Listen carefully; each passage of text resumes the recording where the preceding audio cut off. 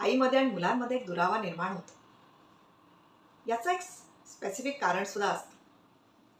आई जी असते ही मुलांना बऱ्याच वेळेला दुसऱ्या मुलांबरोबर कंपेअर करत असते. दुसरी मुलं किती चांगला अभ्यास करतात, त्यांना किती चांगले मार्क मिळाले, इथून सुरुवात होते. आणि अगदी खाण्यापिण्यामध्ये सुद्धा कंपॅरिझन होत असतं.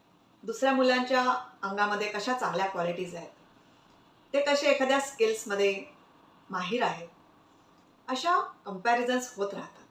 आणि मग मुलांच्या मनामध्ये कुठेतरी एक न्यूनगंड निर्माण होतो. आणि मुलांना असं वाटायला लागतं की आईला मी आवडत नाही आहे, आणि आईच्या मते किंवा आईच्या नजरेमध्ये मी काही चांगला मुलगा किंवा चांगली मुलगी नाही आहे. आणि मग मुलं आईपासून दुरावायला लागतात. तुम्ही सुद्धा हे मिस्टेक करताय का? तुम्ही तुमच्या मुलांना दुसऱ्या मुलांबरोबर कंपेअर करताय का? आणि त्याच्यामुळे तुमची मुलं तुमच्यापासून दुरावली आहेत का? हे अगदी कॉमन आहे.